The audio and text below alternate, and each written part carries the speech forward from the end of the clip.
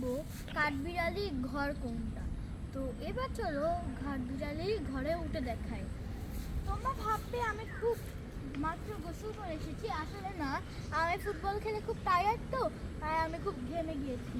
আসলে তোমাদেরকে এবার কাঠবিড়ালির ঘরটা দেখাই।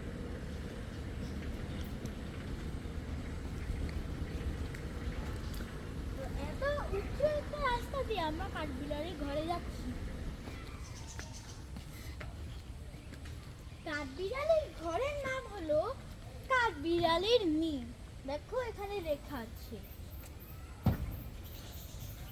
দেখো এর ভিতরে উঠার পরে কত বড় এবং টিন দিয়ে বানানো সুন্দর জায়গা।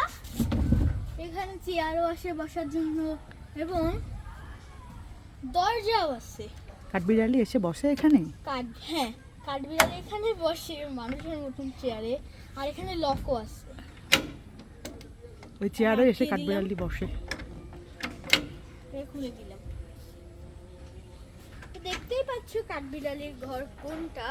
তো এত বড় একটা জায়গা, আর দেখো বন্ধুরা কোন গাছে হচ্ছে এই কাঠবিড়ালির ঘরটা বানানো হয়েছে।